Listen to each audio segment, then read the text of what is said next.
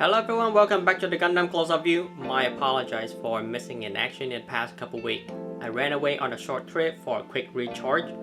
Also, I'm taking a break from the MG line or the Master Grade line and jumping into this little small guy over here. What is in front of us today is one of the model kit from the SD BB Legend line, the Musha Gundam. Personally, I'm a little bit picky when it comes to SD model kit, because most of the time the snap build product usually could not keep up with the fancy box art. Moreover, some of those old models are more or less just a brick. Understandable still, since the SD line is just for a quick and more or less entry-level build. However, Bandai has improved quite a bit ever since they released the BB Legend line in 2012. Arguably, that line has some of the best looking SD model. This Musha Gundam is for sure one of them. Not only having the unique look, but also has quite some playability.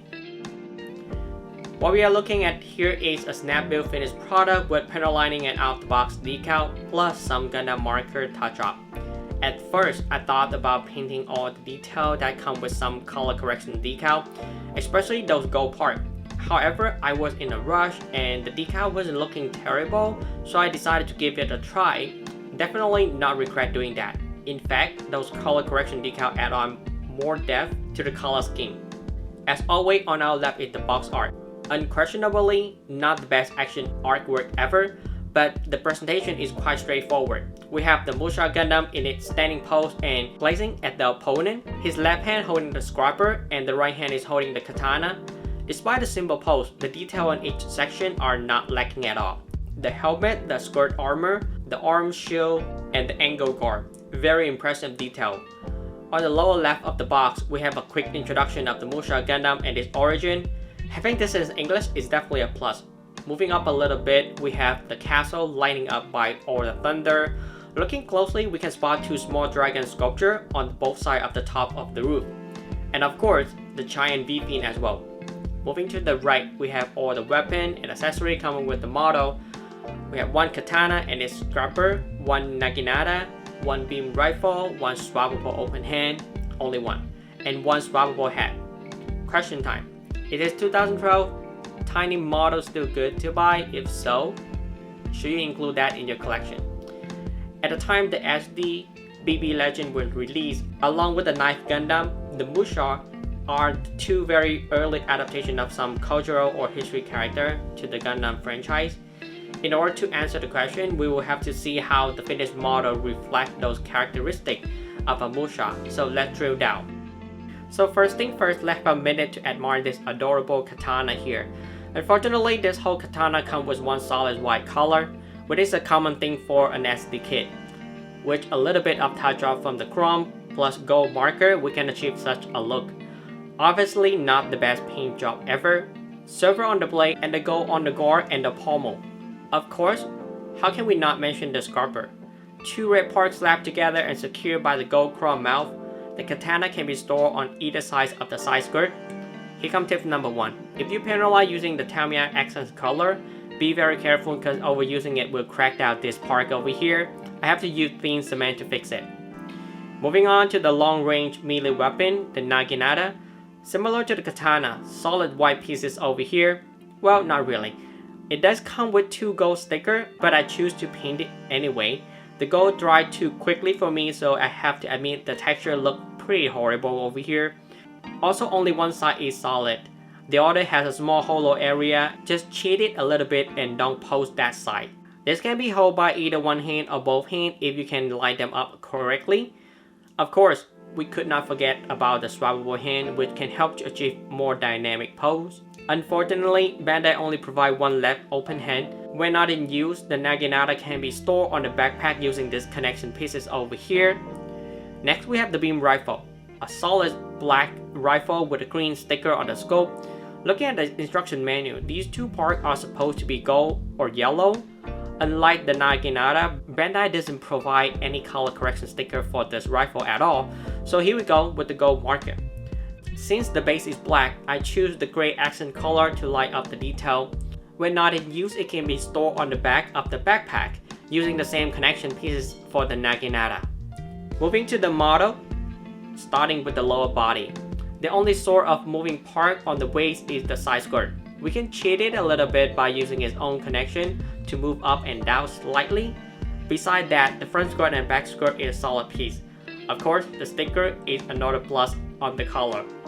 I guess tip number 2, if you are panel lining using the Tamiya Accents color ink, try to cover the whole lining area. It helps to add on the shading effect. Down to the thigh, knee, and lower leg, because all come together as one pieces. Definitely recommend panel line with gray color to make the detail pop. Both ends have one single ball joint, so limited movement for sure for ground pose.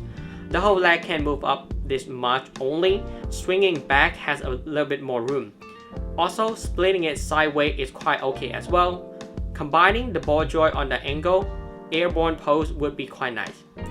The angle guard comes as a separate part and has some tiny detail as well, so if you want to paint it, it wouldn't be that complicated. Moving on to the upper body, the abs and torso are one part. These two black area of the gold part on the upper torso are sticker. It actually look pretty decent. For mobility, no 360 movement at all, since it was blocked by the inner guard. In return, there's no gap if we want to create a crunch down pose. To do that, we can slightly pull off the torso part, and you can see not that much of a gap here. Personally, I prefer this exchange in design, or this sacrifice in design scene. Why do we need a 360 turn abs anyway? Next we have the arm. Shoulder had a simple ball joint plus a hinge joint, so we can bring it back and forward a little bit. The whole arm will fall off if we stretch it too far.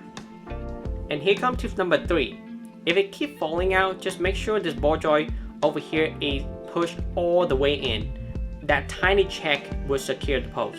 The shoulder armor also has its own ball joint plus hinge joint, so the angle can be adjusted accordingly, and we definitely need that because of the oversized head armor will always get in the way. The rundown armor also has its own hinge joint, so more option for us. Don't skip the panel line, otherwise you will miss these details over here. Next we have the arm connected to the shoulder using one single ball joint again, then have a hinge joint connected with the forearm.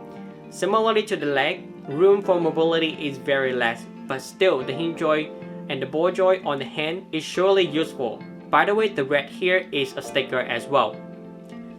And last we have is the head. I have to say it's a very eye-catching helmet. Like all the SD kit, the head armor is always oversized, and the model comes with 4 set of eye stickers, which we can choose only 2 to switch around. In order to do that, simply pull up the head, pull down the eye section, then turn it 180. Alright, here we go to the helmet. This is extremely detailed from me. Those yellow dots on the side come together very well. In the instruction manual, each single dot is there by itself, so if you want to make it manga accurate, you can pin those connection part up. So yeah, really up to your personal taste at this point. The gold chrome V-fin is also gorgeous. For the color correction sticker, we have one for the forehead, then one on each of the front side armor. Usually I dislike such sticker when it comes to some gold highlight, but in this application, the appearance looked more like metal to me. So yep, I give that a thumb up. Regarding to the moving part, the back of the helmet can be moved up a little bit. This design is considered for the look up pose. The front side armor is connected through a ball joint, so adjust it however you want. Personally, I display it in this tilt position, and I think it is the best for some dynamic pose. Last but not least is the transformation. This model can also turn into a soldier mode or a soldier model. In order to do that, simply take off the helmet and the head completely, then the shoulder shield, and then take off the torso armor. Also remove all the weapon except the Naginata. After that, attach the secondary head and we have the soldier model. So if you want to create the Musha coming with his army, maybe buy 10 of this model and only have one display at the Musha, 9 of them display at the soldier. So in conclusion, this 2012 model is very unique and somewhat authentic. It's very hard to receive the Musha design. As mentioned earlier, the small improvement on those tiny joints really help the model to achieve more dynamic pose. Which I like the most on the SD BB Legend line. Of course, some of the later SD kits also carry such improvement with them. If you own some of the old, very old SD kit, you can definitely relate to the frustration when it comes to posing. In addition, this is not that costly as well, and definitely a switch little bill. So yes, I highly recommend grabbing one if you come across this Musha model.